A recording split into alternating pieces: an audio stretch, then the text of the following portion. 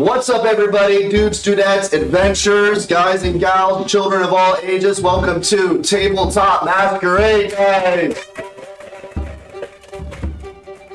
We are playing a very fun game that I've been playing for years. One of my favorite games out there, Dungeons and Dragons. Please introduce yourselves. We got Wesley here. Hi, I'm Wes. I'm going to play the character of Spicolius Lightbottom. And he is quite the character, shall we say. Cool. Hey, I'm Iron Megan. I've been playing D&D for just barely over a year, but I love researching it, and we're just gonna rock it. How's it going? I'm Alex. I'm playing a character who goes by the name of Silk. And I have played D&D ever since I was a little kid and have enjoyed it all the whole time. Hello, my name is David. I'm playing a character named Kronk. Started off with, wanting to be like Kronk from Emperor's New Groove, and it did. But anyways, I've been playing D&D for about a year now, and I like long walks on the beach and commitment.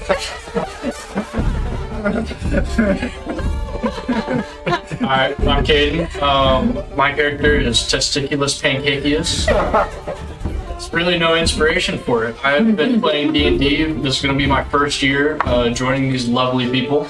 And I also like joining Gronk on the beach, holding hands. I'm back. I've been playing D&D for 3 years now, something like that. I don't know. I'm playing Flinrin's Kinstep, a little halfling ranger, and yeah, great. Hi, my name is Michael. I have been playing D&D on and off for about 5 years, and my character is Kare Alvar. Cool. Well, we are going to start this campaign here. Oh, just as a kind of quick disclosure for the audience here, this is actually our second campaign. So we did have like a full year campaign prior to this, but we're going to try to limit all of the mentions and kind of lore from it. But there will be times that we will mention something that everybody knows that we might have to kind of explain about. If you catch us doing that or you have questions, just throw it down in the comments, be like, hey, what the fuck is this? And then try to address it in the next episode, or we'll throw it. We might not. Actually, we might not. What is this? Write that down, write that down, write that down. Something on this slide. No memory of it. We are not more notes this year. But we are going to start in our world that I've created. It's a land called Elox. It's a home to various species and races. It is not so much different from the world that we live in today, except that, with the exception that magic exists. And over time, advanced technological advances were made. Combining with the magical powers, great wizards and engineers alike work together to create instruments that use magic and technology, harnessing their energies for modern solutions in today's society. They called it MagTech. Magic technology, bam, or magic technology, bam. These tools, the citizens of Elox can light up their own homes. They can use flying airships to travel across the land, and even streamline modern medicine. It's very almost like for like for the world that we live in today. Within the land of Elox, there are multiple nations and cities that spread all around. Some are primarily just one singular race, halflings, elves, dwarves, humans, but others are just giant mixing pots of them. Legends say at the inception of Elox, a great calamity happened for a great dark evil that nearly took over the entire world, cascaded onto Elox. It was all thanks to 6 legendary heroes of past that were able to stop this evil. Their legends we still talk about to this day, and their stories are still, their songs are still in our tales. You can hear them at any taverns, from bars and traveling songsmiths. But a lot of their details that we know truly about are still kind of a mystery of like, what did they actually do at this great calamity that did anything? All we knew is they stopped this great evil. But the more that we started delving into it, the more it's like, it's trying to explain something that happened 4,000 years ago, where history has changed so much. So many people have written a different book about it. So many people have had their own kind of flavor or aspect to it. But over the next couple thousand years after the calamity, many wars were fought over, nations and boundaries were erected, some were broken down. That's going to be terrifying. We just had a light almost fall. But eventually, a peaceful lull kind of settled across the land. We started seeing trade routes start as being established. We started seeing intermingling between the cities and races. We found out that some dwarves used like great with their ironsmithing and jewel crafting, did very well in some of the humans trade, like in the main city of Elox. We can start establishing trade and commerce and other relations from that.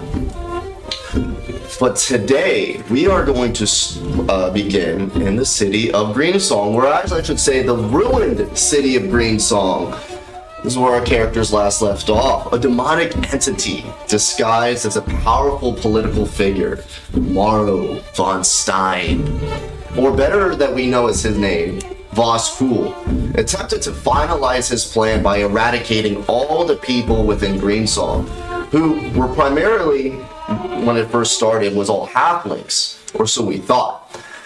Over hundreds of years, the halflings were living peacefully, and then we started having other races and species come in. We had humans, dwarves, elves start making their way. Still primarily a halfling town, but he was trying to restore order back to the town to its former glory. At least that's what we were told. Under what appears to be the guidance of an ancient and powerful mage named Eritros, he used a drug called red dust, and he cut it with dark magic. Red dust is the drug where you were able to put it into your bloodstream, or you were able to take it in. By normal means, you could snort it, but the common way is they would make little cuts on their skin somewhere. Most of the time it's hands for easy access. And they would sprinkle it in there and rub it. What it would do is it create a powerful psychedelic effect, but when it was cut with this dark magic, it would cause the users to go crazy, start attacking everything left and right. No memory of it all, but for the most part, there was almost a 100% fatality rate. Most people that took this cut version of the drug died. It was through this guy that Voskul was used to gain, under this guy, he used the drug to find 3 powerful crystals that were green called bloodstones. When they were imbued with certain individuals of some sort of powerful spirit within them, they would harness their soul very much like a soul stone. And by performing this dark and twisted ritual, he would steal their life and harness their energy in the stone. By using this, he was able to pretty much destroy Greensong and eradicate anybody who was not specifically a halfling. But his plan was thwarted from the 7 heroes who, we have the 7 heroes here. By working together, they were to stop the calamity. From friends along the town, other adventurers that we've met who've come and gone, we were able to stop this great evil. Unfortunately, through the battle, Greensong was ultimately destroyed. A new family named the Maynards, who had been secretly working behind the scenes, also assisted us in stopping Voskul, is now at the epicenter of rebuilding the town of what we currently now know is Lunestra. 3 weeks have passed since the Battle of Greensong, and at its center, I would like to turn our attention to a very small corner of Greensong Square, where we hear the shouts of men coordinating the removal of debris, the destroyed storefronts. A small crane has been erected to remove big chunks of rubble and wooden frames. And we see a short but rather stout halfling standing at the top, barking orders, "You there! pick up that rock. You there, stop slacking off. What are we paying you for? You're not paying us anything. I said what I said. It kind of makes you wonder, though, with his large size, how he even got up on top of the crane in the first place. Below him, a line of halflings groaning from pulling under the weight of a big rope. Sorry, papers. A big rope that's starting to go taut. You're starting to see like the twine go crack from under all the weight as they're trying to lift this piano from the building. Grunts and choice words can be heard from the struggle, but with no avail. The piano is only lifted up nearly 2 inches from the ground before it crashes back down. You hear the piano all kind of make all its musical notes. The halflings all get like thrown forward. Visibly frustrated, we see this foreman look around. He spies a very large, thick-muscled man, bald head, who's currently tossing a boulder with 4 sizes of the halflings. Just one-handed, just picks it up and just tosses it like a little paper into a basket. You there, sir. No, not you. No, obviously the bigger one. No, the bigger one. Care to stop moving those small pebbles and help out with something more of your size? The large man kind of looks over, grabs the rope, pulls the rope one-handed. All the halflings just kind of come up with the rope as they're holding it up. They're like, whoa! David, would you care to introduce Kronk for us? So my character, his name is Kronk. He is a barbarian. He is illiterate and doesn't think a lot before his actions. He just kind of does what comes to mind first. And he can be selfish at times, but in there he has a little bit of a soft heart. Very, very, very deeply down there. Like, you really gotta dig for it. But, you know, that is Kronk in essence. You'll see more of him as time goes on. So you just lifted up this giant, like this piano comes up, their other halflings start cranking the gears, they're turning the crane around as the piano now just starts, you slowly just bring it back down. Halflings are trying to like reach under there, look for there's any survivors or anything of value. You see some looters, hey, stop that! One of the foremen just throws a stick, pings one in the head. What is Kronk doing in this moment? So I just lifted the piano, right? Mm-hmm. And what does he want from me? Just wanted you to lift the piano. Oh, Yeah. cool. My job here is done. Cool. That's literally it. You see one of the halflings that you lifted up just drops off the rope, comes up to you, and just kind of punches you right in the leg. Just I picked him up like this. grabbed by the back of his shirt. He's just kind of hanging. You got what's wrong, buddy? You see all this hard work that we've been doing here, and you just come up out of nowhere and just show off. Well, I don't know, do push-ups or something, man. You do not see my frame here. I've been doing push-ups every day, 100 a day, for my whole entire life of 15 years. Oh, I don't know what to tell you. Have you been eating protein? Well, we've been kind of lacking in protein recently. I mean, they've been feeding us with what we can, but since the farmland burned down, we can't really... Can you just let me go, please? Oh, yeah, sure. I just like... Oh. He falls to the ground, kind of dusts himself off real quick. As you would know, food is kind of hard to come by right now, with the farmlands kind of all being burnt out as well. Thanks for kind of pointing that out. Mm-hmm. It's going all to mostly the sick and needy. Care to say anything about that? Are you thinking needy? No, that's why I obviously haven't been eating the... Have you been listening? Illiterate, right? How do you know I'm illiterate?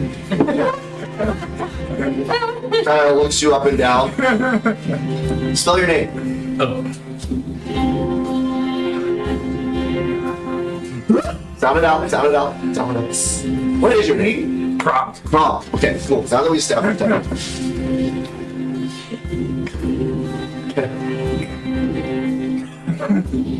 Kronk. Okay, spell it. What's the first letter? C. All right. Thank you for your help. I think we got it. Boss man, I think we got it. Well, you can look at all the help that he can do. No. We got it from here. Frog, you kind of like watch his halfling walk away, and you see this little blue butterfly kind of fly down and just lands right on his shoulder. Oh, I was about to smush it. You hear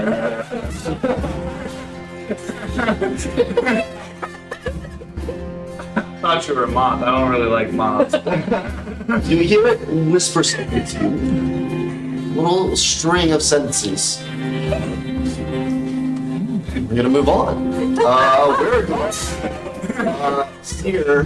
While you're singing whispering in your ear, sorry, we're gonna hear a very large crack. You see a nearby cart.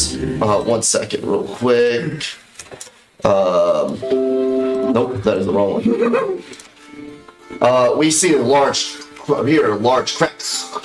We see a large cart crash into a light pole. The left wheel broken from the sheer weight of debris of the cart laying down on from the debris laying on the cart. The horse that was pulling it bucks off his rider and runs off into the streets. We're seeing lines of the crowd kind of disapart, trying to make way. Whoa!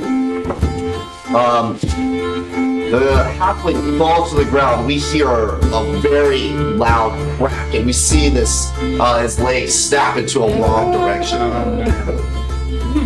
A scream bells out of his mouth. We see his leg and several bones poking out of his leg. Some of the we see a lot of the townsfolk come over trying to help him, but he just like, no. He's just like in so much pain. He starts kind of just pushing people away. No one can get him to calm down. And then at this moment, we see a very peculiar sight. A large green-skinned humanoid, clad in nothing but yellow. What can we call this thing? A leotard? A banana basket. A banana basket? A toga? Or banana? Quiet resting. Banana hammock. A banana hammock? Yeah.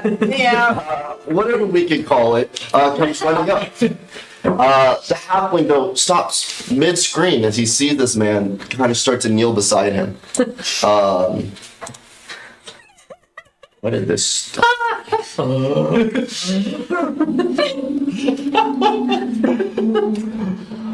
A confused look appears on this halfling's face because he sees someone who appears to be like an orc standing over him, but in his place he sees one of the most beautiful faces he's ever seen. Oh. It's very strong, contoured features. It's almost like a soft cheeks. His lips are just so perfect. It's like marble that he's looking at. He sees like the sunlight kind of above him, just like rays of light just emanating off of him. This is a very much like the equivalent of handsome Squidward.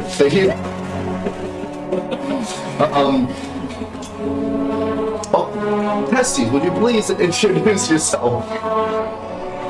I came up with this character on a whim, just because in real life I'm very spontaneous when it comes to certain things, and Testes himself is very much a loose cannon when it comes to certain things, and that's what I'm going with character overall. It's not very smart, but very good teammate. Amen, brother. Amen. Hey there with the cannon.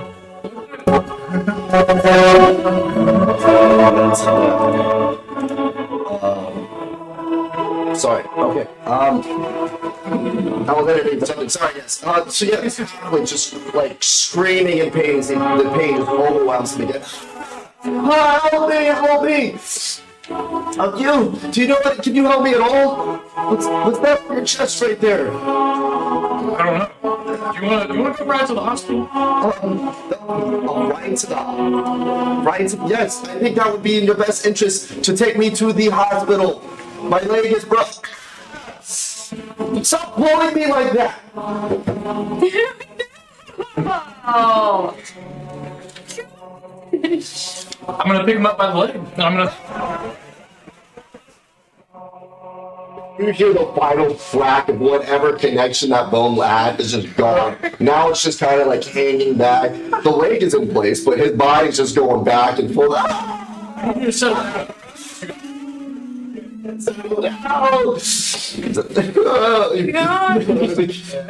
I'm loaded up with the carry already. You got the baby carrier, just put the broken, just like Real dead in energy. half. I'm oiled up already. It's right in. Is Kronk nearby? Kronk is fairly nearby. Oh. Your leg is broken. I can help you with that. Tries to relocate his leg. What you do? It looks good. It's solid. the wrong side. You know what? Let's do a first roll. Let's do the first roll.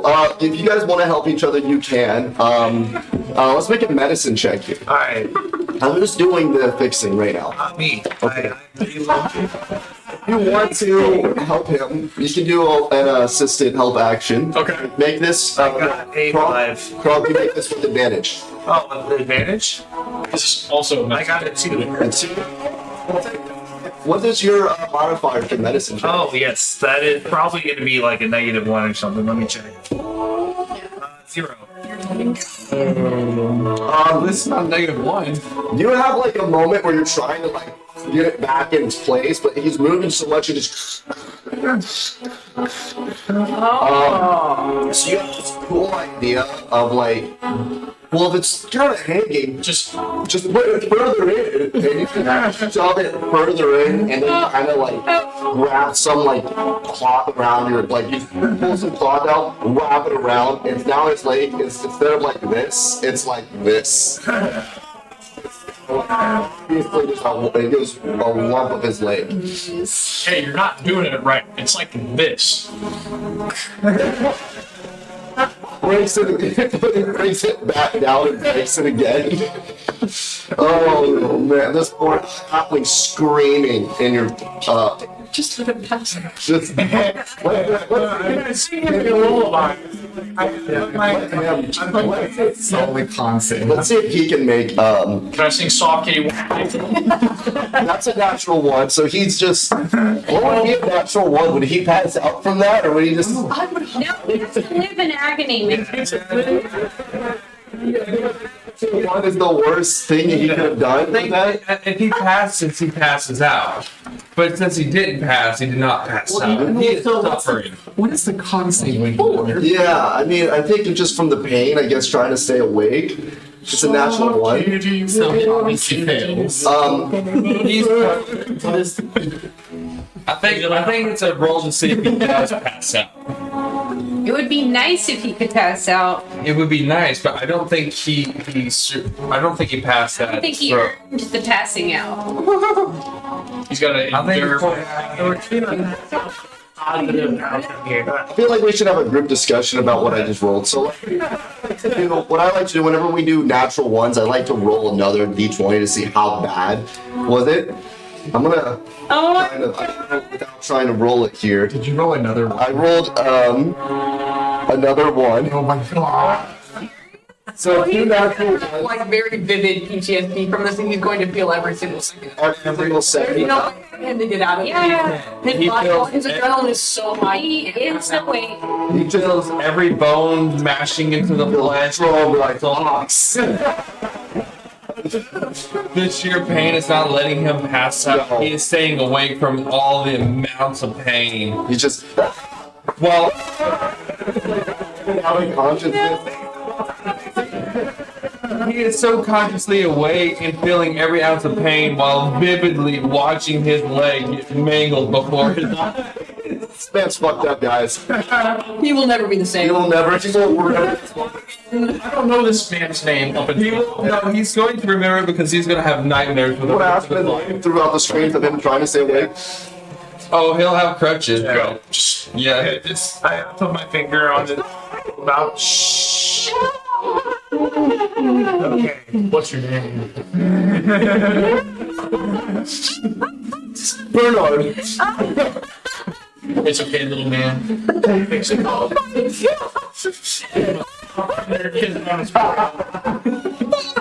You start to see him start to calm down.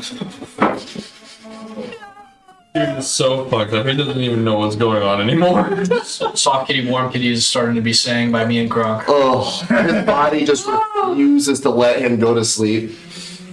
Alright. Man, that's a rough one, guys. Oh my hell. We are going to transport over to the center of Greensong Square, where we see several men and women, mostly halflings, obviously, standing in formation. We hear the sounds of whiffs and clacks against swords, against wooden swords against shields, and spears swinging through the air. What looks to be like just an actual circus act amongst the regular city-goers has a sort of rhythm behind it.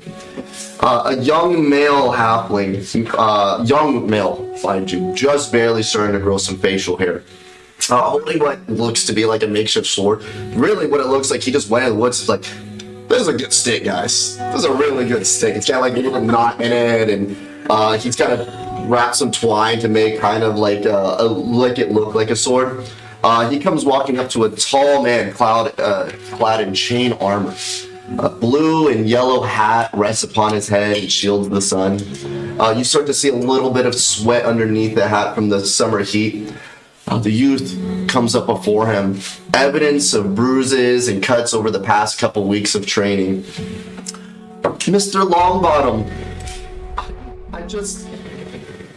I want to be a strong warrior like you, but now that, with Papa and Mama gone, I'm the only one that can protect my brothers and sisters. What if something like this happens again? I can't even swing a sword like you. What am I doing wrong? You want to, Spicolius, you want to introduce your character here? So, I am playing Spicolius. He is a fighter. He's got some good knowledge, but he is a huge hothead, and he also likes to drink. And I don't know if any of you guys are familiar with Fast Times, but he's pretty much like Spicolius off that. So that's who he is, but as a fighter. So now in response with that, he looks upon him like these sad, mournful eyes. Pulls into his coat, whips out a joint. Lights it, kneels down, and puts his hand on his shoulder. I understand your suffering, my little man. Right into his face. Right into his face. It's gonna be okay. You keep training hard. You are the guardian of Greensong. I know you're gonna do it. Let's make a persuasion roll on this one. With the smoky blue in his face, let's make it with advantage, because he's just... Nat 20. How do you roll against You see the young halfling kind of like... start to like... He's like, you're right. You start to see him start to like square his shoulders out a bit. He starts to stand tall. He's like... You know what? You're right. I am a guardian of Greensong. Guardian of Greensong. And he just like full on headbutts you right into the stomach. Oh! Just full on just motivate. This is a mission. You like kind of look back, you see like as he headbutted your armor, you see like a little cut in his forehead, a little blood streaming. He's trying to keep it together. Like, how was that one? It was really great, man. Go practice some more, but take a break for a second. You start to see like the tears well up from pain. Like he's just trying to keep it. Okay, I'll keep training. You got this, man.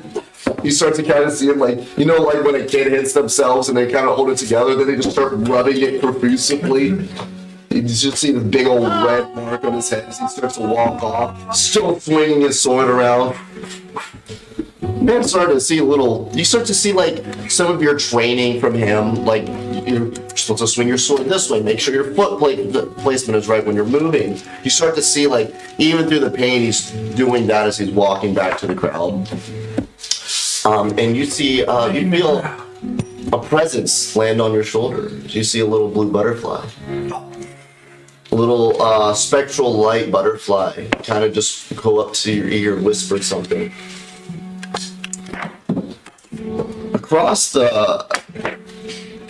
We're gonna go across Greensong Square. We hear the sounds of wrenches turning. We hear tiny micro adjustments. We hear tiny little hammering going. A throng of citizens carrying guns and other firearms, ranged weapons. We see the long line make its way to this little small stall cut away into the buildings. It's kind of has like this little countertop that people are dropping stuff are in. There's a little workshop inside. Inside we see several monitors, all powered by MagTech, illuminating one side of the room with this dull green light. At the very center has this little like island work counter, and on top of that is another little countertop. And we see a small halfling. One side's illuminated by this green light. The other side is from the sunlight from the sun. Black spotches cover their face. We have oil thick all over their hands. Mostly dirt, carbon from the firearms. On the monitors, we see like every now and then like etches of a line of code start to come up. Halfling kind of looks over, takes a quick nod, goes back to work. We see a human who has a look of someone who thinks, who acts before they thinks, walks up carrying several parts of what appears to be a pistol.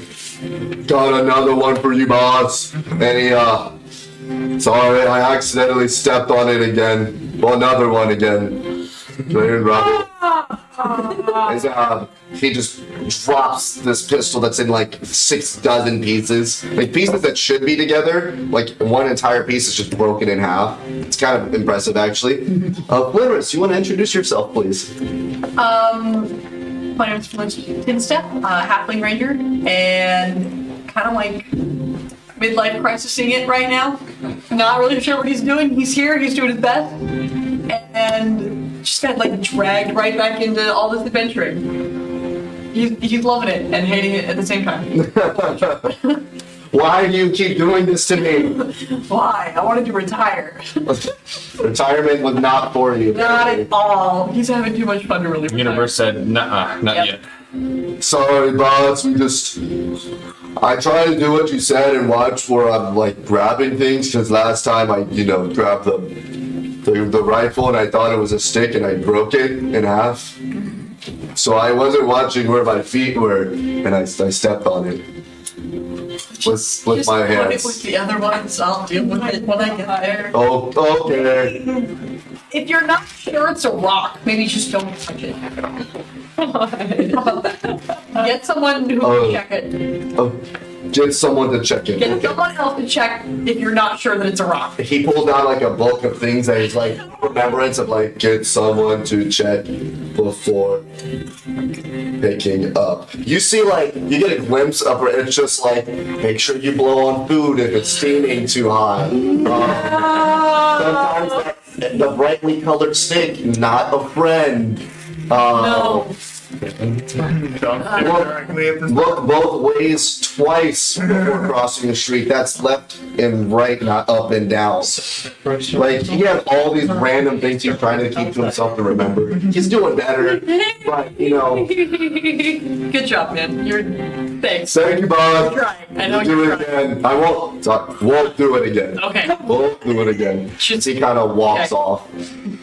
You go back to working, trying to like, all right, back in the mode, back in focus. You hear and now again something takes your attention away. You see a line of code, a message pops up on one of the monitors.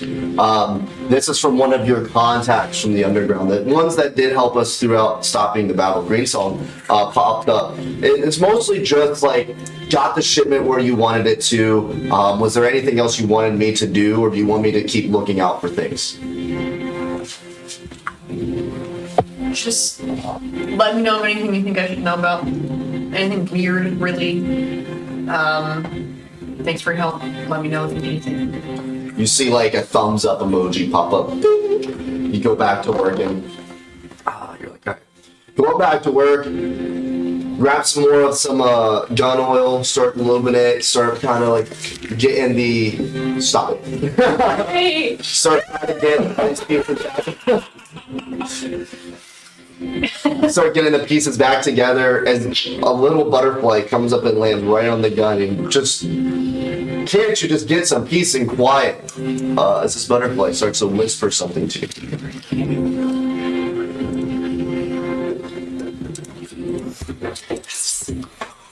Yeah. We are going to this one right here. We're going to go back to the very actual center of Greensong.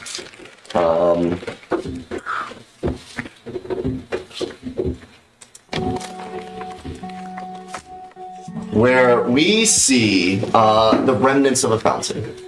The actual fountain where Marrow became Boss Cool. A previous centerpiece of the beautiful town, which symbolized its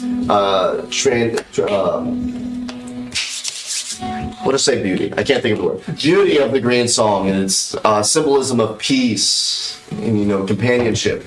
Now we see it in ruin, signs of the events weeks ago. You can still see where the ruins of ancient dark ritual took place on it. We see strange black marks of odd designs and branches off of it. Almost looks like a black soot that won't come off no matter how hard you scrub. We see a tall, very stout figure standing there. Kind of has a hood over his head. Standing over there. He's looking around. He sees something green. He sees something sparkle in the ground as he reaches down and picks it up. It's a tiny shard of a former bloodstone. Something so small the naked eye wouldn't even normally pick up. He starts to look at it, pauses, pockets it, and he hears a voice break the silence behind him. He turns and he sees a small woman with traces of youth in her face, but her demeanor shows a commanding presence.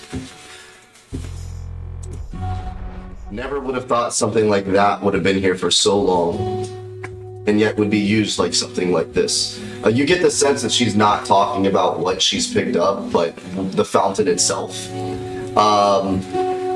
Let alone hold the dark magic that we saw a couple weeks ago. First, it seemed like everyone wanted to deduce why or how, but that's kind of calmed down recently. What purpose do you have for it? Would you please introduce your character for us, Michael? Yes, my character, his name is Kari Alvar. He is going to be an elemental monk. Awesome. She goes back to saying,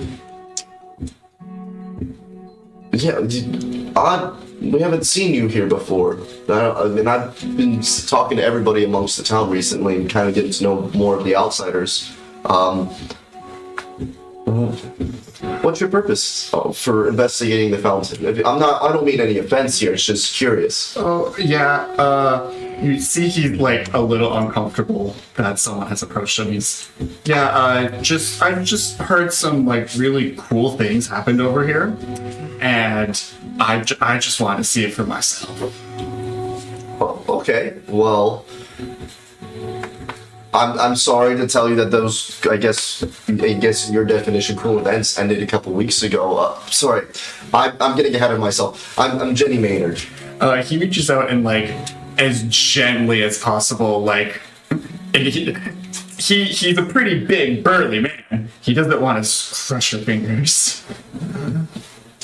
Okay, thank you.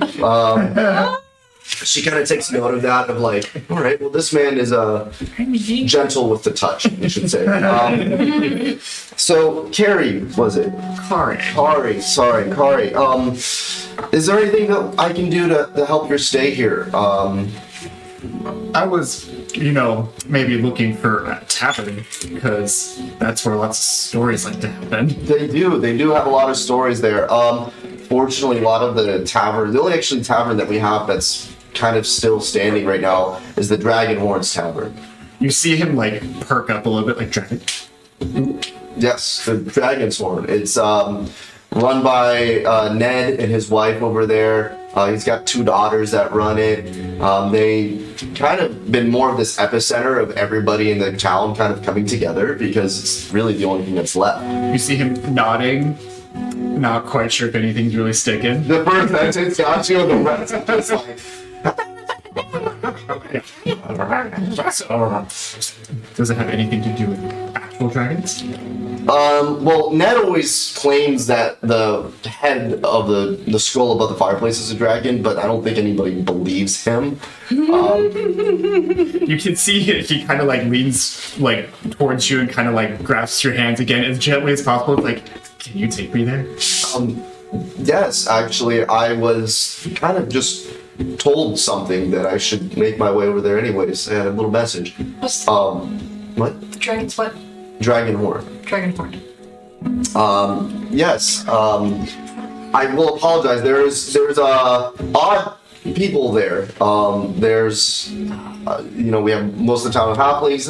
We have a couple other people. We have the heroes here that currently stopped this recent calamity, staying there, most of them at least. We have an airship captain. She's kind of talking to you as she's walking. We have like this airship captain with her crew. One's kind of like this werewolf humanoid that's kind of always in a werewolf form. We don't know yet if he is an actual werewolf or he's just a wolf man. I can tell you.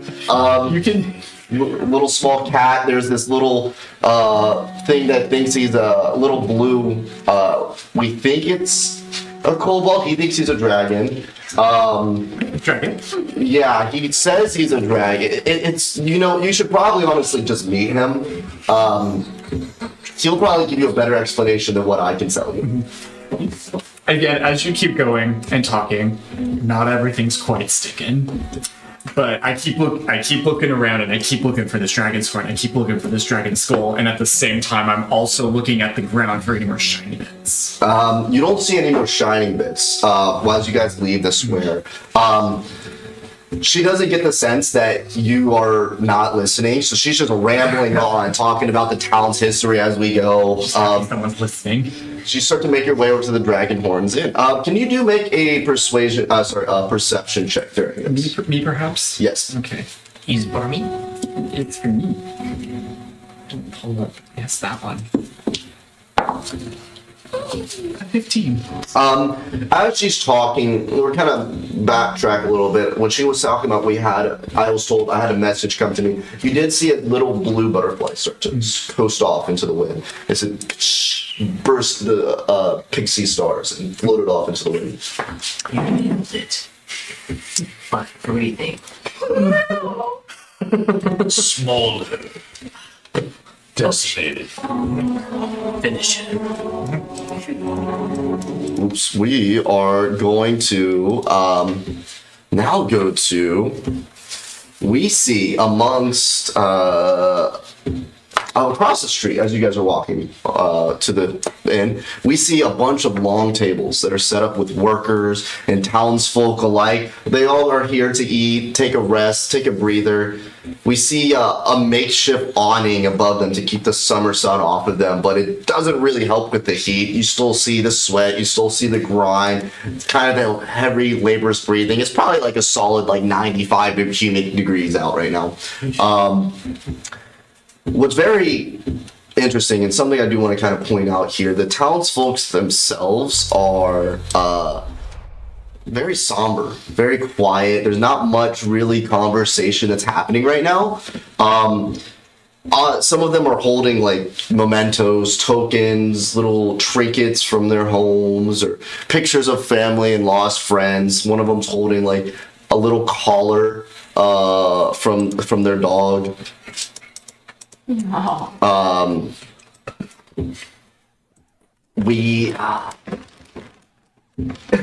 It's a very solemn scene. We then see is that not right? We then see a musical thrum breaks the silence. We see a dashing, very handsome half elf jump up on top of the tables. He starts deftly walking. Where is it? Where is it? This.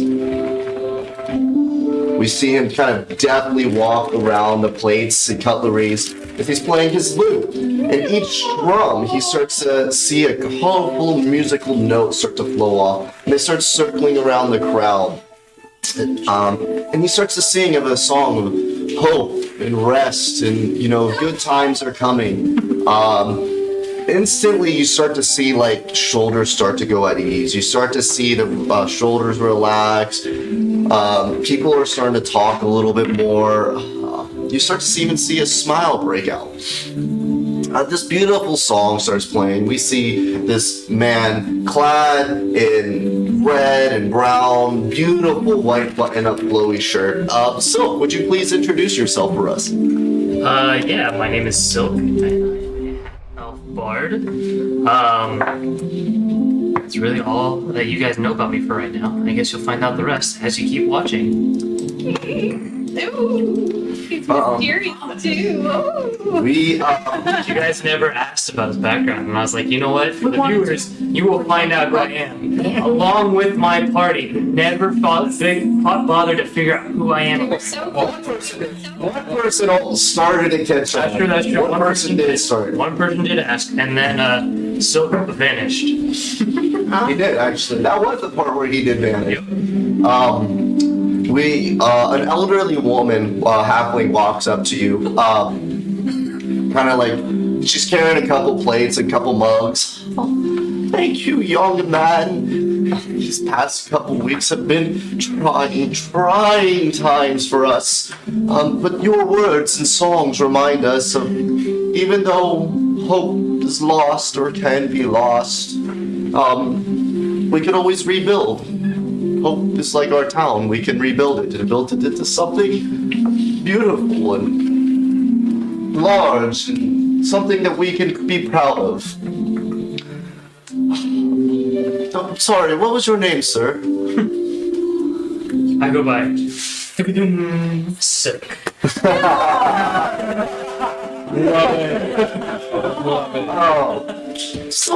Sir Silk. Where did you learn to play? It's beautiful music. Oh, I learned from traveling here and there, visiting far-off lands. Just picked it up naturally, I suppose. Delightful to say a natural talent is what you do have.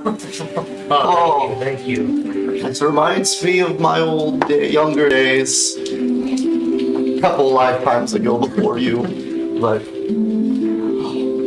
you start to see like the memory she's trying to remember right now. Something that she's like in the remnants of her mind, the old bookshelf that's in the back corner that we all forget about. She pulls out a book of her mind. She goes back to that place. When she's like reminiscing, can I? So DM, we talked about thaumaturgy. Could I use that now? Yeah. So what I want to do, while she's reminiscing, I'm just gonna, close my eyes, make them glow, kind of like the Avatar almost, and just touch my hand over her forehead for like a second.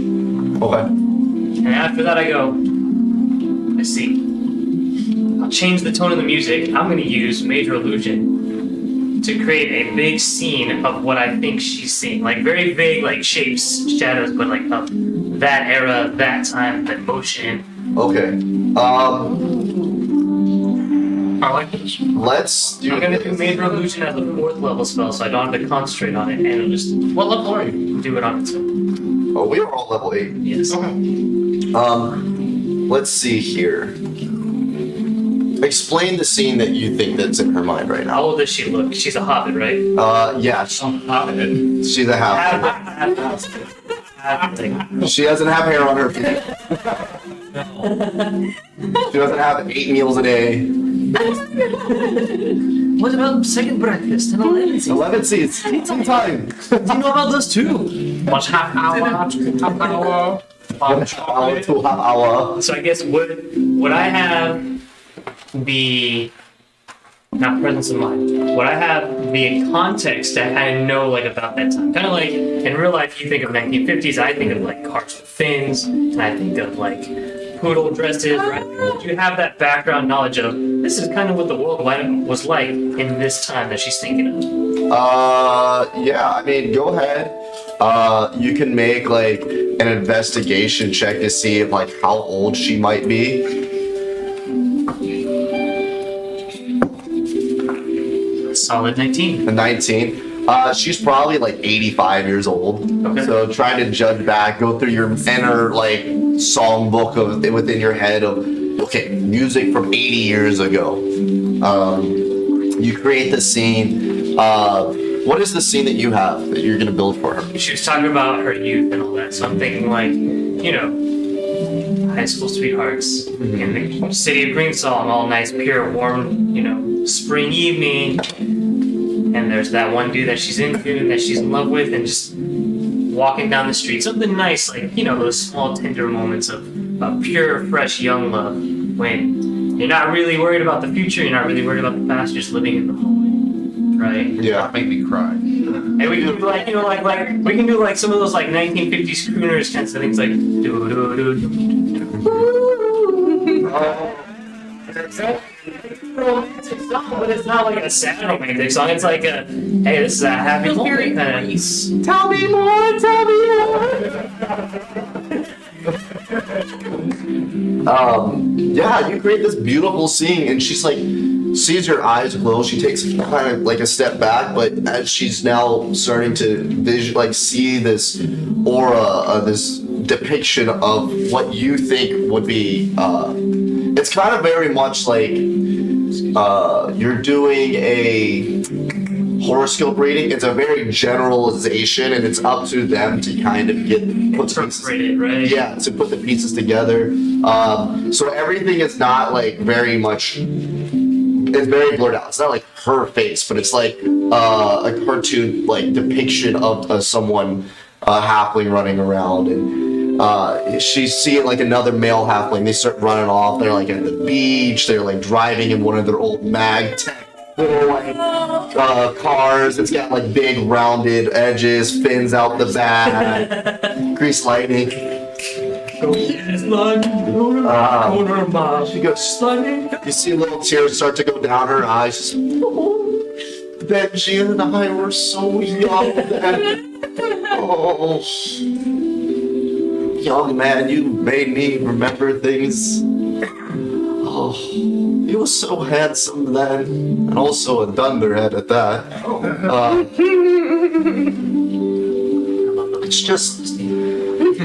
It's just me now.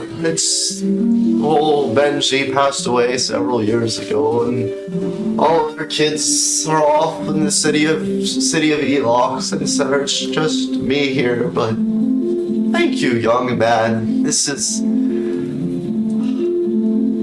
made me realize that I think I should go to the city and visit them. You know, my home may have been destroyed here, but my home, my family is still there. And I didn't want to leave, but maybe this is the sign that this is a new beginning for me. You kind of see her kind of like get this new wave of ideas and love and you see like life come back to her. She kind of reaches down to like her cell phone, starts typing, and she's like, "Excuse me, I have to make a phone call." Of course. And you hear, she starts talking to her kids. You keep playing. This might be the only time that we make an old lady cry tears of joy. It might be. Oh, I didn't get a magic item as the reward. This isn't a video game. It's not gonna end like thank you, Will. Plus 5 mithril armor. Oh wow. You see, as you see her walk off, something catches your eye. This little blue butterfly. There's a blue picture that goes, listen, hey, listen. No. You see this little blue butterfly kind of land on your shoulder, whisper something into your ear. It just starts to fly off. Have we found out what it's whispering? No, not yet. We'll get to that. We'll get to Like, is that. it something random like you smell like? It's the lottery. It's a lottery number. Lottery Few numbers. people will win a chance to win. Though amongst the tables, though, we're gonna kind of like pivot the camera a little bit. We see a very small young woman. Elf appears to be very out of place here. A strange and wily look about her. Very curious, very kind of like first time seeing some of these things. It's like someone's walking to the big city. They've lived out in the farmlands their entire life. The camera circles around your head as you look around. Everything. She looks down at her food and it looks like nothing she's ever seen before. There's like kind of this soup that's got some meat, some vegetables, but it's been very hastily made. It's been made for a very big crowd, so you're only getting like a scoop of it. It's made for big servings. You lift up your spoon, you taste it. It tastes amazing. The way that someone like put the spices and stuff. Like, hey, this person is very like big into herbs and herbalisms and stuff, but the way that they were able to combine what they did here, it was the meats so savory. They had to have cooked some of this meat for like 6 hours, 1/2 hour, 2.5 hour. Chocolate.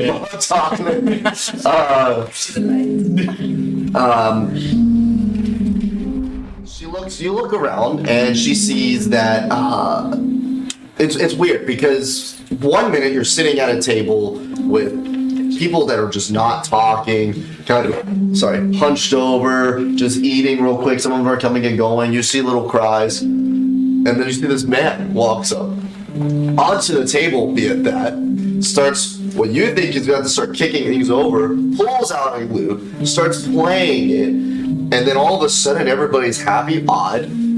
This guy. But it's odd because you're like, wait a minute, something's familiar about this song.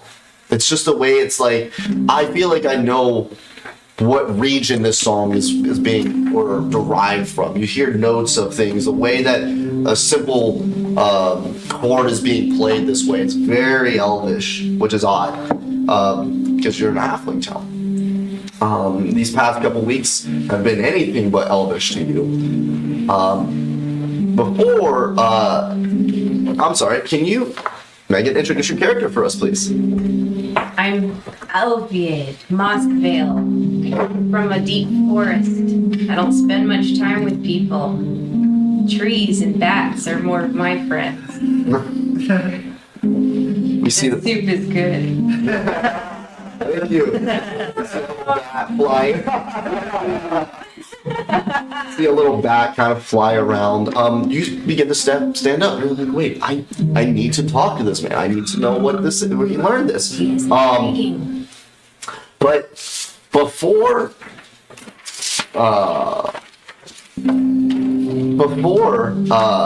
you get to go and talk to him, you hear a very beautiful, elegant voice behind you speak up. It's the kind of like you feel a very soft hand rest upon your shoulders. You turn around. You see a very beautiful, obviously elvish, fair skin. You see kind of like freckles on their face, but kind of aging out. It's not like adolescent freckles. Someone who's definitely been aged into their adulthood of elvish. And you know that this elf is probably a couple hundred years old. Beautiful flowing red hair goes over their shoulders, down their back. She's wearing this beautiful purple dress. Please let me know if I'm wrong or if it's rude of me to ask. It's been a very long time, but you appear to be very far away from home, little elf. Tell me, young sproutling, and forgive me if I'm wrong here, my intuition's peaking right now. Which grove were you raised? You mean you would know? I'm from Mirathia. Marathia. Yes. You see her kind of trying to put pieces of a puzzle together. How would you know? You want to make a check, you can, or she's kind of. Here's the grove that's known for their forest magic.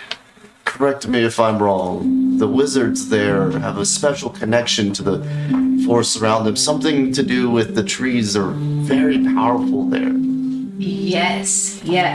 One in particular is my very good friend. The tree, that is. Not the wizard. What's their name? It's not pronounceable. Obviously we can't pronounce it in common tongue, but tell me, what is a grove magnolia? Oh gosh. I only hear about it, but they still reign. They're still rain. What do you mean by rain? Well, they are the top grove. So they still hold the seat of power. Yes, so I hear. I feel like we need to have a conversation, young Sproutling.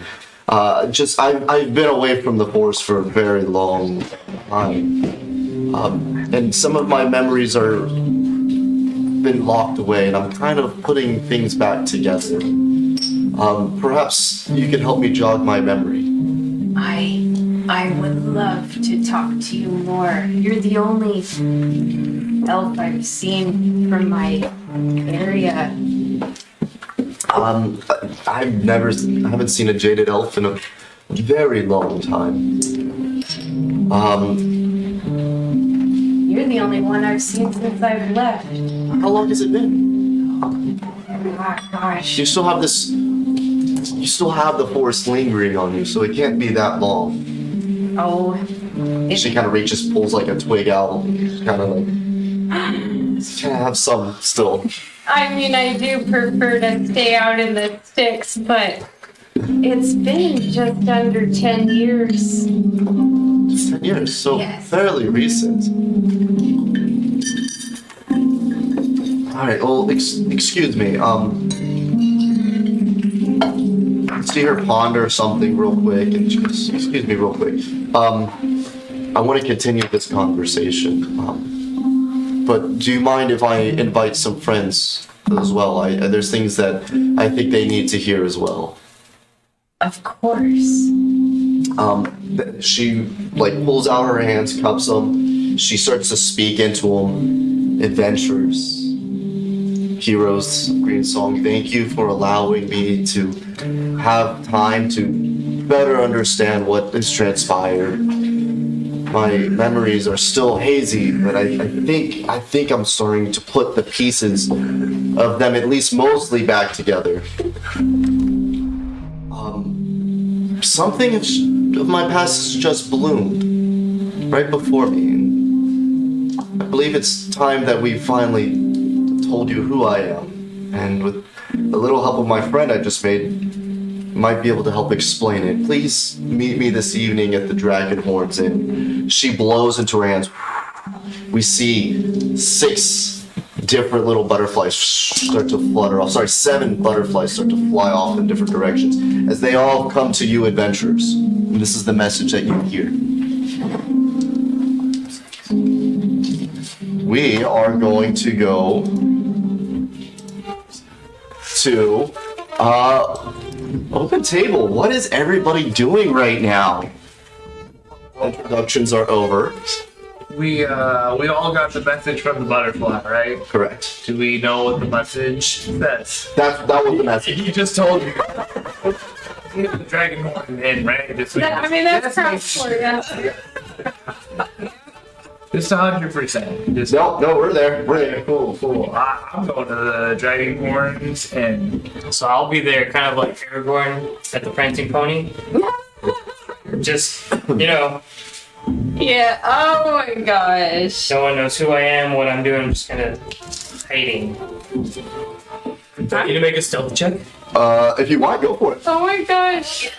He just wants an excuse to roll. I do. Me too. That's what we're here to do. How to roll?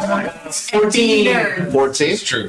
Nice. Okay. Totally going. All right. Just met a freaking jaded elf. Everybody who's going to go to the dragon horns and go ahead and make a perception check for me. Roll a navigation check too. Do I get advantage because I live here?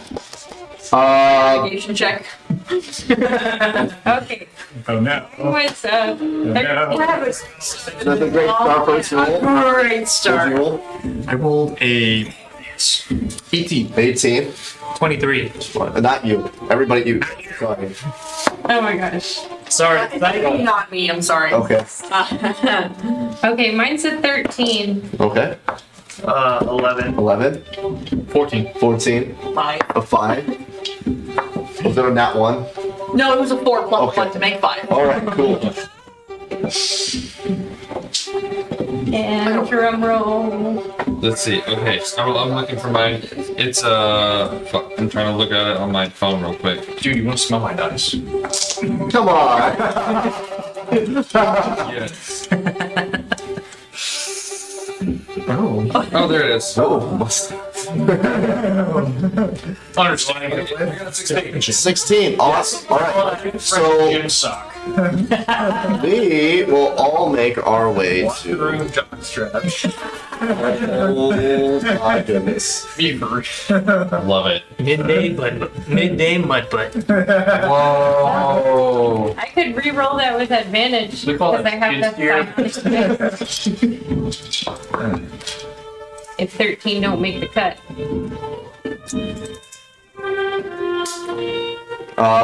So we're gonna be in the Dragon Horns Inn. It's probably like 7, 8 o'clock at night. The work's sun's starting to go down. We're starting to see like more of the townsfolk start to come in. This is where people are now like coming to commune. They're drinks, ale, alcohol in their system. People are kind of like letting the day off of their shoulders now. Because you kind of all walk in separately. You're with Jenny. You're with another elf right now. You guys all kind of walk in. Do we still have the screaming? Did we take Bernard to the hospital? So we walk in through the door. We kick the door open. Somebody needs medical attention now. This happened within the stress.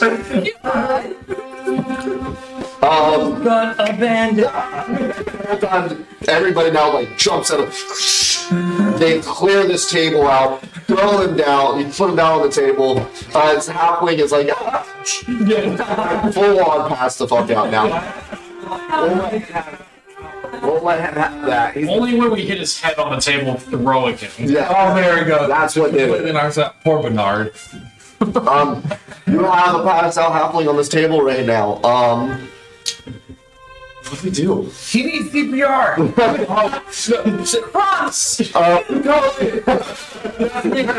Stop! Someone comes up, they're like, no, you're supposed to lock the elbow! Don't have the elbows! Oh my gosh. Croc holds his hand behind his head, and as I go for a flying elbow, CPR. Oh my god. Kill the poor guy. They're just Go gonna for break it. him again. He tells us looks about what is happening right now, and he just lights up a joint. I'm watching this little dumbfounded by these dumbasses. Hey, Oh, I'm so sorry. You're kid friendly, kid You're friendly. doing a great thing. No, it's not the dice A gods. whole kitchen more for this poor guy, Alright. but he got something. You see his leg kind of like, he's passed out, his leg goes, gets back into place. You see his like little toes start to wiggle. He's not like a sigh of death, but like a sigh of like, finally pain is over. Oh gosh. You restored this man to full hit points, so 1, 2, plus 1. that's all you need. As you start to see others kind of lift him up, take him upstairs to a room. And he's now kind of being taken care of. Alright, We see, thank God. let's see. Flinris, Kronk, and Spicolius. What'd you roll on that? Perception. Oh, 16. 16. What would it roll? Mine was 13. 13. But I So- can re-roll with advantage if you want. Why would you need advantage? If it's not good enough. Okay. Aloe, correct? Aloe, Kronk, Winris. You're kind of taking in the scene of everybody. Where you realize though, you start to see like everybody. Oh, look, there's Kronk. Oh, hey, Kronk. Hey, Spicolius. Fucking everybody's around. But you're like, wait, we're missing 2 people. We do know Bubbles kind of is off doing Bubbles things. I'd like to think that once his duty was done, Daddy just Like dark clouds just came out 1 week ago. Dark clouds, lightning, red lightning. You see like, and this is a cloud that's probably like 25 feet wide. You see this long clawed black hand with like lava streaks across it just come up. Bubbles just stands there. Just grabs him, yanks him back.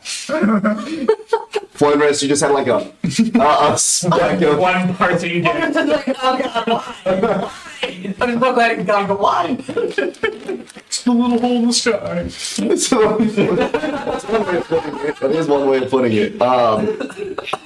So, all right. Bubbles for the audience so they know kind of like. Yeah. That's not a bad idea. Yeah. Yeah, go ahead. Explain me Bubbles. From to think of what are we doing to a pop-up girl? From previous campaign, my adorable little boy, Bubbles,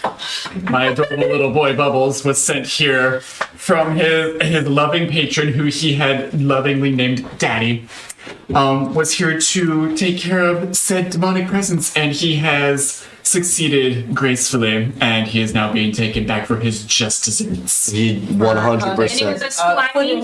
Was a slimy little axle model. Yes. Who spoke like a toddler. Like gracefully is very, And he just like very put- gracious. You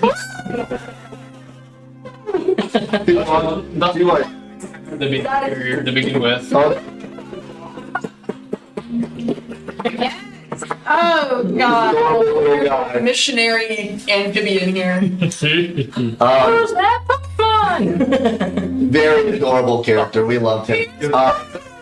So you know Bubbles is gone, and you're starting to pick up. All right, we're missing 2 people though.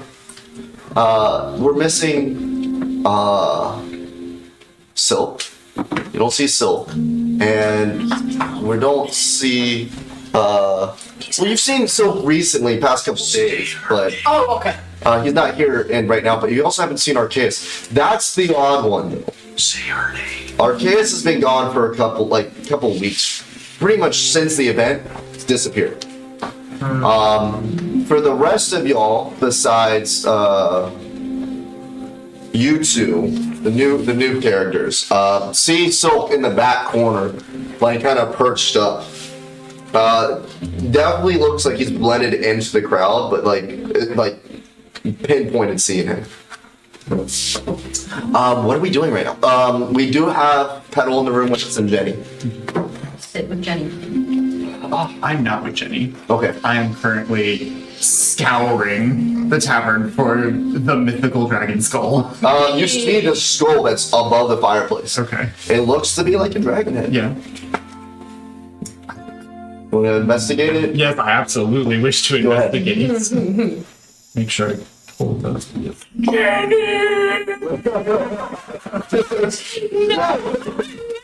Oh. A 9. A 9. This looks to be like a head of a young We'll whelpling. just kill her by throwing her at Jenny. You can't necessarily tell what color it's based from, but you could probably rule out some where it's like, okay, red dragons tend to be a little bit larger, and this head seems to be more narrow. You probably have an idea this could be either a green or a blue dragon, but it's a whelpling, But so it was young. very young. It's a magical Nibbler. It's a magical Nibbler. Don't show it. Push it away. With a very heavy sigh, I do a little monk prayer. And and I pull out the shard that I had, and I will place it in between a couple of the teeth if I can. Oh, you want to try to like kind of hide it, or? No, because it's more of a gesture of like, may you rest in peace. Yes. Oh, gentle Don't you dare repose. laugh at me. God. Perfect. Okay, so you put it in there. You kind of tuck it away where it's like, all right, it's not something I want people to see, but if someone wants to come, maybe it might pick the right person that sees it, who's looking for it. Awesome. So yes. Did I see all this? Yes, you're seeing everything that's happening right now. So we kind of see here the scene. We see two groups kind of start to like two tables of the players. We have one that has Petal. We have one that has Jenny. Then like one of the waitresses comes up and talks to both tables. We have the private room in the back ready for you, if need be, Miss Maynard. Yes, thank you. I think that would be perfect. Please, if you would all follow me. Silk, you see both of the groups start to walk behind into the back room. I do join Jenny again because like a lost dog. I'm like, I don't know where I am. So you do see them walk back there. I'll make my way there. Okay. But I don't want to be seen at all. I'm watching them. I don't know who they are. Perfect. So we're at a room. We're at a table very similar like this. Jenny speaks up. I want to thank you all for, helping rebuild, do what tasks. It's not unheard. I've been hearing. We're very grateful and are 100% debt with y'all. This is my new friend, Kari. Kari. I will 100% get that. Kari. I'm gonna say your name 7 times so I don't forget it. It's Jenny. Kari. Yeah. No, this is Jenny. Kari. Got it. Kari. This is my new friend Kari. He was looking around at the fountain and also had questions about you guys. Yeah, it's just a big muscle guy. He's covered in tattoos, and he still has his hood, but it's like down. But it's just a big muscle dude, and he's just like, Whoa, you're pretty big, man. You know what? This is probably the only person you've seen match your size. Yeah. see.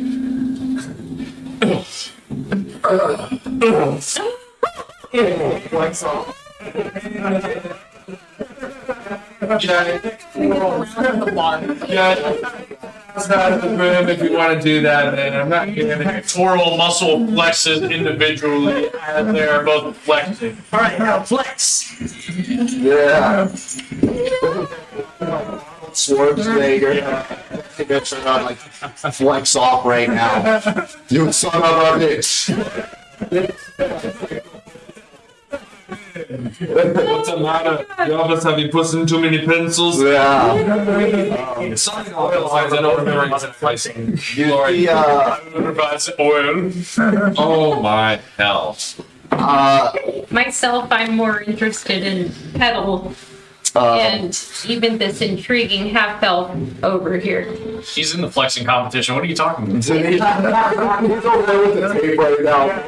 It's like 37 inches, 37 and 1/4. 1/4. It's like a Mr. Universe competition. I'm the skinny guy in the middle. Like, You're the one to get off of. You lost the bet and had to join. So you see Petal though, she's with you. Like I said, she's the very beautiful red haired. But now that she's kind of been awakened from the last battle, kind of backtracking a little history, Voskul had a golden necklace on his around him. That once he was destroyed, that was the only part of him that was left. Petal, who we never learned about her past, never was able to talk about it. She always had the phrase of "we cannot say" whenever it was brought up.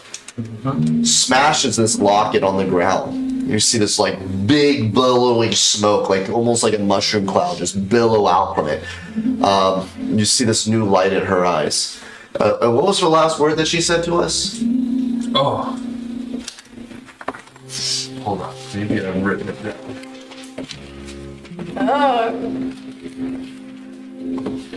She is the princess of Magnala from the Magnala province. Yeah, it's pretty close. Something along those Yes, she was. She says, "I am the lost princess." Oh, sorry, I am the princess Magnala, Magnala Grove. lines. That one. So she speaks up and she's like, "Sorry, everybody. Thank you for.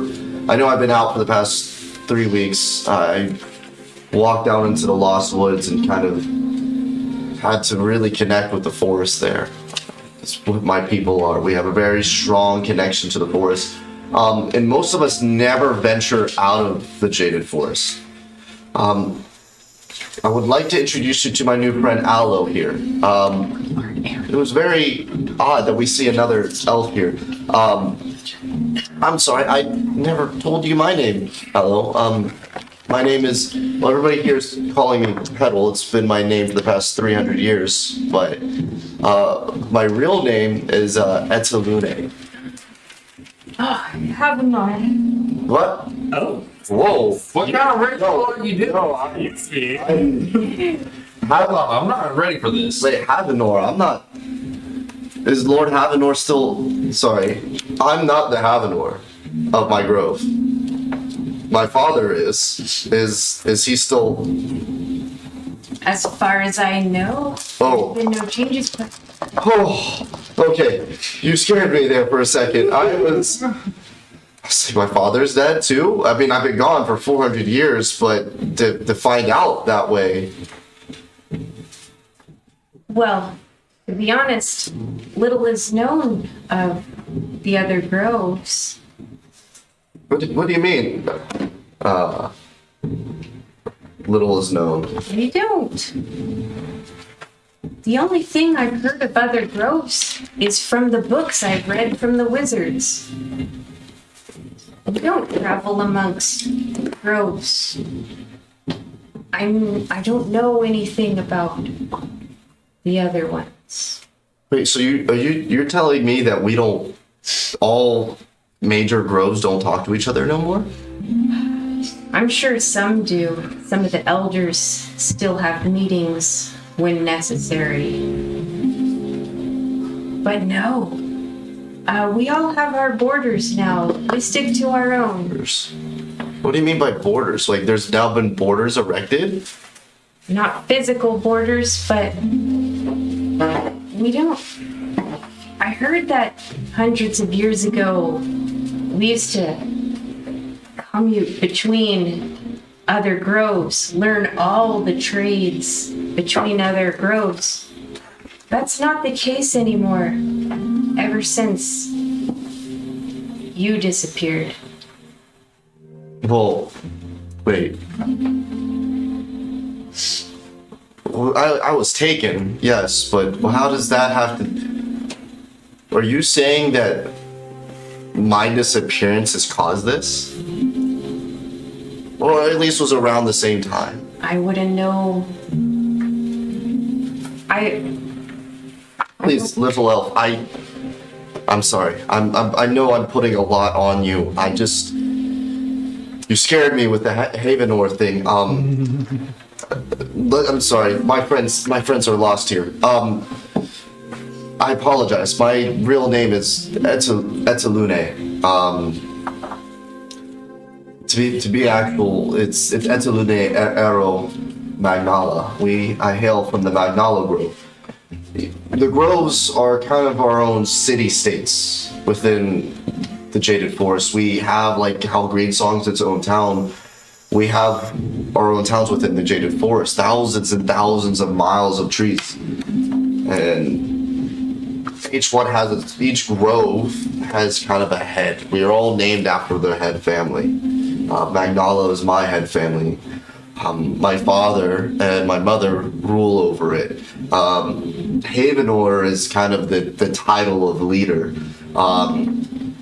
My father, Lysanthier Aphelodon Magnala, is the Havenor. Everybody just calls him Havenor Lysanthier. And then my mother, who is the Ashdar, or the partner of the Havenor, the Lindra, was supposed to rule with him. And I also have 6 other siblings. Sorry, I have 4 other siblings. It's a lot of information I'm hearing about. I just got really worried because my family and I were very close, and this fact that you called me Haven, or I'm sorry, scared me. But now I'm hearing that the groves don't talk. But when I left, or when I was taken, I mean, yes, there was tensions, but we were all very close. I had friends in all the major groves. I mean, there was only... I had groves in Mytheria, I had groves in Yidfell, I had friends in Grove Aeolus, So they don't talk at all anymore. How'd you leave?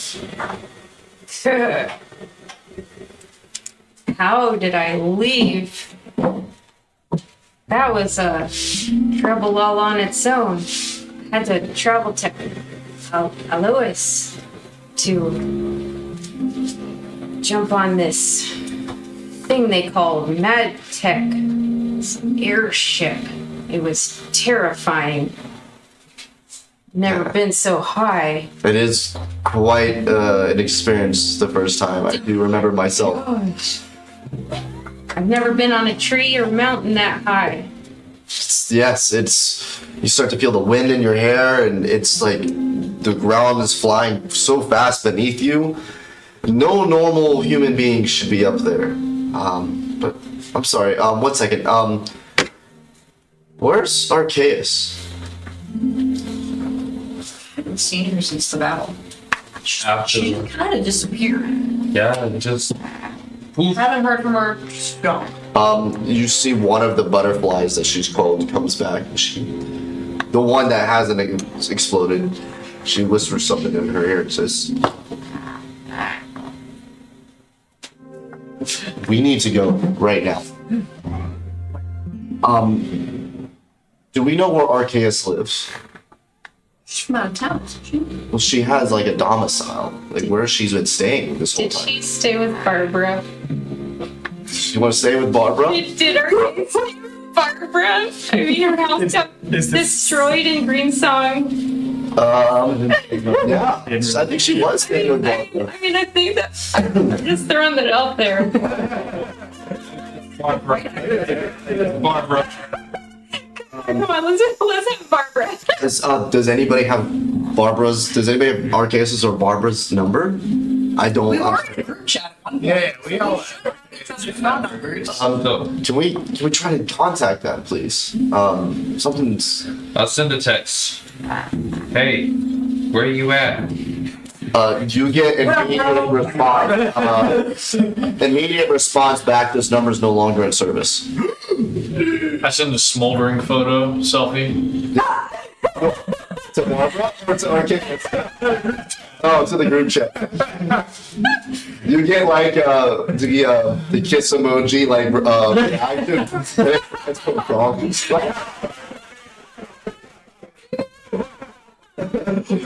It's with Bernard in the baby suit too. She's upstairs. Bernard is on the table, sprawled out. Well, we're in the back room. He's out in the front, in the main area. They took him away. So Arceus, it comes back with like an immediate. This number is no longer in service.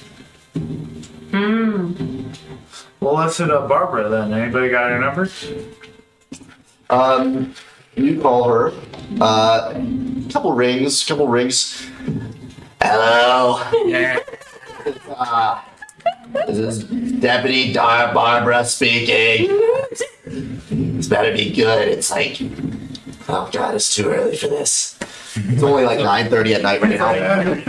What are you doing, Barbara? Going to bed. She's an early woman. Remember, they stay up to midnight. They will. Yeah. I've been working double shifts recently. Okay, who called her? I did. Jesus. Hi, Barbara. It's Kronk. Oh, How you Buddy doing? boy, hold on. Let me put on video chat. I gotta see your face. Check out the group. It's like the equivalent of she's looking at it, but it's facing the wall with the camera. So you don't see it. Oh my god, look at all of y'all. You're oh, look at you. You're all buff. Oh, you've been working out there. Oh, You still have that hat, I see. Yes, I got it worked on and cleaned up the other day. Linrest, you still have your good shot still. Always. I think I'm a better shot than you. We have to still find out one of these days. Barbara, have you heard from Arceus? No, she's been using my pad while I've been stuck here at the police station. I've been stuck on double shifts, pretty much just been staying here the past couple weeks. So you've been sleeping at the police station? Yes. Did no info whatsoever? No, I haven't been home at all. Oh, okay. I haven't heard from that little sweetheart in a while, actually. I told her she could help herself to whatever she had needed in the house. There's 100 pounds of just pound cake, cookies. Yes, they told it. They try to. It's one of those things where you order 100 of one thing, and then I didn't know it was 100 pounds of pound cake. It's. Was it 100 pounds of pound cake, or was it 100 pounds? I ordered 100-pound pound cake. This bag technology. This. I don't know. It just. Her forklift involved. It was about. yeah. It had like Paladin. a Yusong truck. It had like. I would say about 20 halflings it took to raise it up. It's been sitting up there for a couple weeks now that I think about it. No, you probably should get rid of that. I don't know. I don't know if that'd be something. They're like Twinkies. Billy Mays here, lending the fantastic It was pound cake that never expired. It's so chemically organized. well, it was wrapped, so. That's probably fine. But yeah, I haven't heard from Arceus in a while. Yeah, she's probably dead. She's dead? Probably. No. Let's hold on. Let me try to call her. Let me add her to the call. I would know if. Someone know how does anybody know how to add someone to the phone? Oh no. Do you hear the ring? You hear the phone start ringing. It's like doo-doo. Adds another caller. Yes, hello. This is Arceus. You hear just Petal pulls out her phone. Barbara, no, this is not Arceus. This is Arceus. People have been looking for you. No, Barbara, this is Petal. This is oh, Petal. It's so long since we've seen you.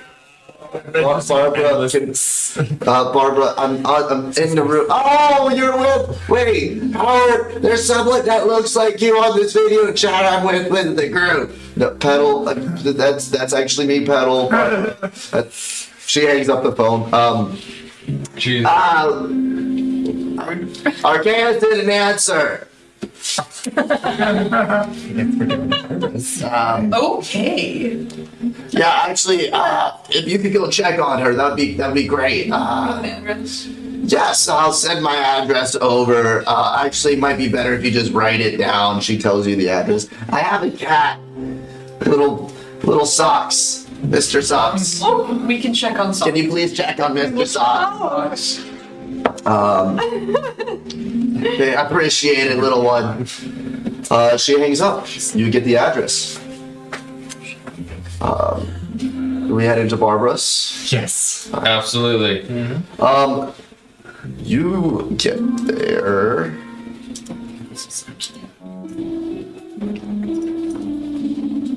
Let me do something really quick. While we journey there, can I ask about who Arceus is? Why are we going to this house? Has helped us with the battle, and we haven't heard from her. And yeah, we're worried she might be dead. I would say I'd like to find Bernard upstairs. Are you going with the group or are you going to look for Bernard? We're definitely going with the group. Stay on target. Stay on target. Stay on. Yeah, we gotta stand. Ooh, a cloak of invisibility. Whoa. We will find Bernard later. Meanwhile, I'm smoking with Fecolius. Yeah. Make your way over there. This is like, it's like in kind of the shabby part of town, but it's this beautiful white kind of white rimmed house. It's got these really bright yellow, what do they call those? Trim? Not trim. Shutters? Shutters, thank you. Kind of shutters that are open out. The curtains are all closed. It's nighttime. It's probably around like midnight now to get there. You notice that a lot of the garden, the plants themselves are starting to wilt. Go ahead and make any perception checks or checks that you want to make right now. Got a big old 1. Why do you roll well for other people and not me? I will microwave. This is for the new dice. I got a 14. 14? Dang. I got a 22. Oh no. Yes, it is. Nice. Nice. 27. Oh my. Just a little number. You guys are doing okay. I remember those numbers. Okay, so, 19, man. anybody over, under 10? Okay. First thing that you notice, there are, in the driveway, you see that there are like, what has an outline of what a car would be after a long time, like something would rain on. You see like the weathering of the driveway. No cars there, but you see the tire marks that are coming off of it. You kind of see them all take like a right out of there, head to the police station. You get this one sense though, like the most recent tire marks go to the left. They go on the outside, and you know that leads out of town. You quickly text Barbara, and she knows she did not drive to work.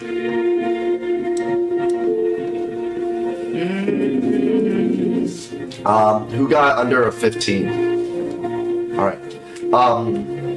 The top window is, so it's a 2-story building. The top window is open, and you see the curtains kind of like drawn out, and they're like flowing out in the wind. And you see like in the back a flicker of a light kind of illuminate the room every now and then. But it's very dark still, so it's further back in the building. Who got under 20? So you get up to the door. The door itself is still locked. You kind of try to open it, it's still locked. But when you go to touch it, you get this sense like it's like a weird itch of a magical energy starts to like touch your fingers. So this door has been touched by something magical, and it's not something that's recent. It's kind of been like a couple days, maybe a week, maybe 1/2 hour, 2.5 hours. Under 25. Above That's 25. you guys. Yeah, me and Spicklers for the 20s. 22s? Oh yeah, I got a 22. Okay. You look through the windows, and you start to see like there's been a struggle. There's like a lamp that's been knocked over, that's crashed to the ground pieces. You see a lot of the bookshelves and drawers that are all been open and thrown about. Is it dark in here? It's fairly dark. Cool. Can I use my elementalism cantrip to like put a fire in my hand? Yeah. Just to light up the place. So outside the window, you kind of illuminate just through the bottom floor. There has been a lot of struggle here. Actually, we'll get to that. Before we get to that struggle, you got a 27, correct?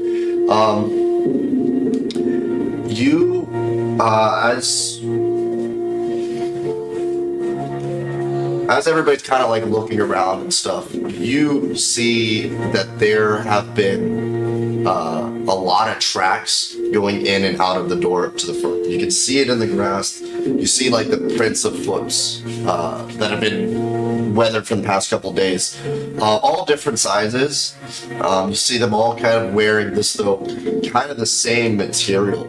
It's this oval that has horizontal lines. Like this looks very much like you've only been out of the forest for a little while now, but you've noticed like whenever someone's out doing garden work, they always wear like rain boots and stuff. These have the very same feel that they're wearing rain boots. But you also see one set of tracks that leads off to the vehicle where the driveway would be. It's a smaller set of tracks, smaller little boots. It's the only one that's leading away to that vehicle.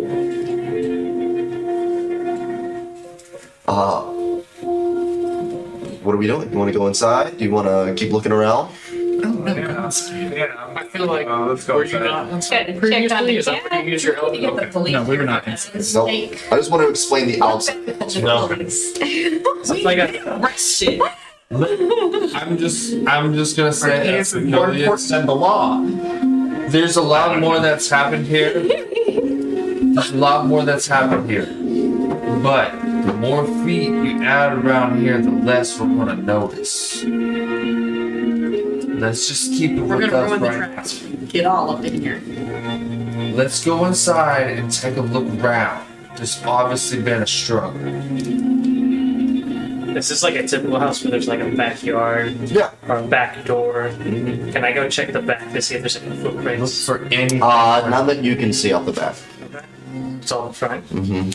How many stories? That's your story. Okay.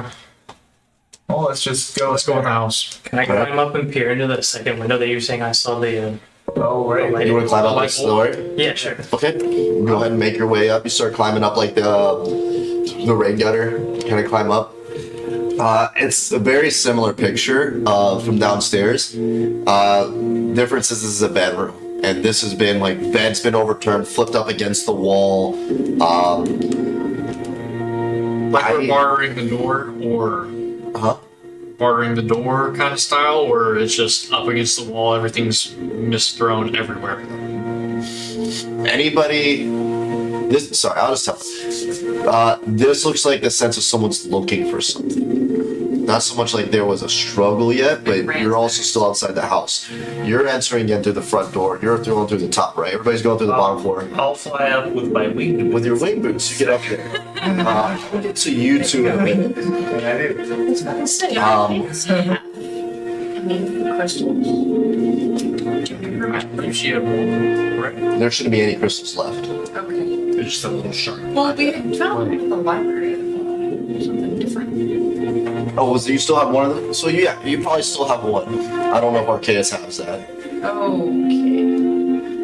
You guys can decide that. But on the bottom floor, there is an actual struggle was seen here. You're seeing some sort of scuffle. You see like the walls have been like marked up from like a battle. Some of the wallpaper's torn. You see some etches from the floor and on the couch. There's fluff everywhere. You're using your thaumaturgy. You see a little speck of blood on the ground. It leads to another speck of blood. You go to the kitchen. And on the counter, with a knife in its chest, and a pool of blood, it's all dried out. You see a black cat with white paws, just dead on the counter.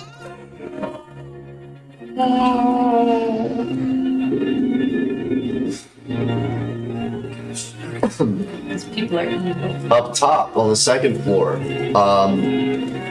you guys are looking around. You find one very distinct thing that looks different, and you see a part of a red scarf, very similar to what Arceus wore. Chaos for that.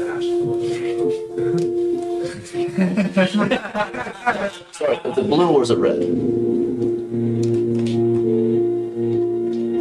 Let's pick. It's red.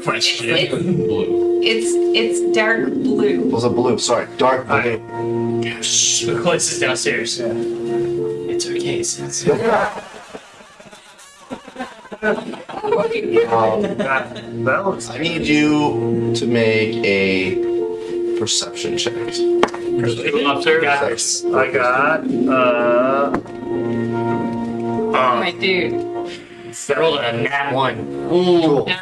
Awesome. I need you guys, the rest of everybody downstairs, to roll perception check. Yeah, we need to curse you. Oh my. 22.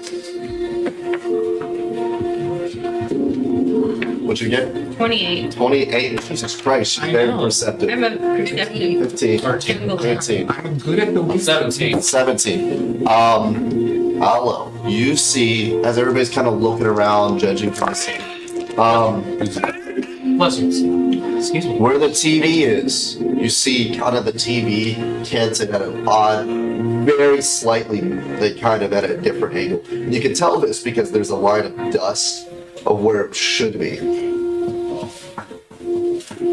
It's the only thing that looks like it wasn't thrown off of something.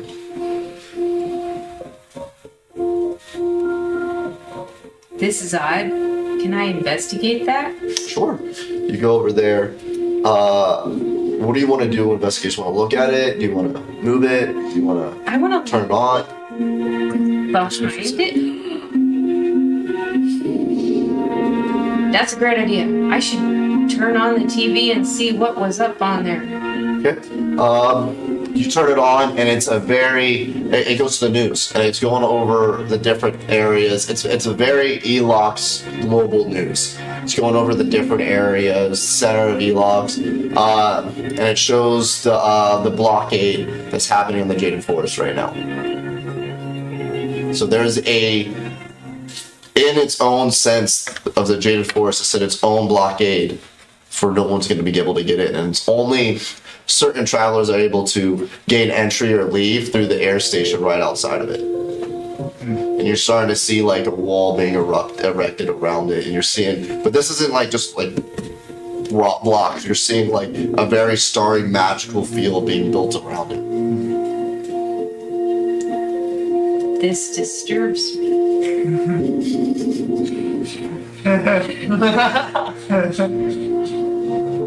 I mean, that's my only hope. You got a 22 right here. There is a very small corner like of something behind it that's like yellowish white. That's on one of the very bottom corners like behind the behind the TV. behind the TV. Okay. Well, I'm sure with the light from the TV and my thing, can I go and look at that then? Yeah. So you go in and you pull it out, and it's a letter. And it says from Arceus. Oh, and I hold it up and I'm like, Let's read it. yeah, I'll give it some glimmers since apparently he wants to read it. I want to read it. You open it up, and all it is has a picture. It's kind of, you open up the letter. It has a crumpled up like. It was a letter that was crumpled up. It looked like it was stolen from a book or something, and then they pocketed it, tried to flatten it out, and then folded it in here. It has a picture of a pendant on it.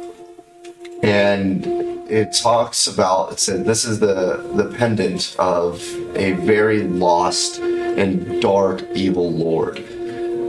These pendants were made to be able to lock certain souls strong in spirit, strong in Evas. It's EVHAS, strong in Evas. 3 of them were made. You know that specifically that this pendant was the one that Petal was the one that destroyed. Another paper is within this letter.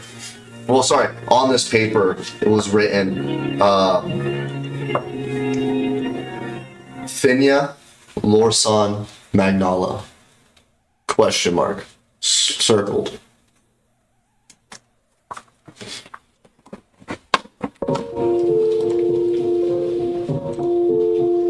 Finya Magnala. Yeah. Magnola. Lorsan. It's all Lorsan. one name. Finya Lorson Magnola. It's well, it's three, like first, middle, last type thing. Okay. Vinny, what again? I'm sorry. Vinya, so Finnea space Lorsan Magnala.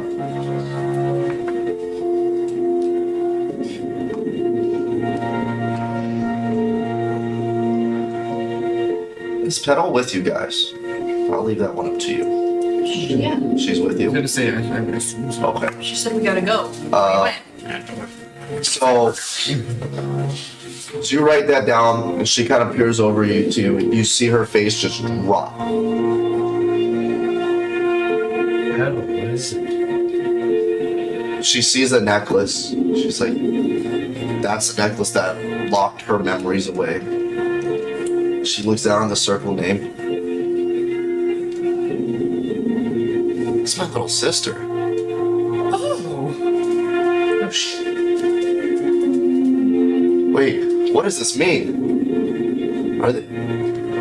Was this from Arceus? Is there another paper in this? You don't see anything else. Oh, okay. Oh. We're gonna end session from this, our very first episode. Top Masquerade. Until next time, guys.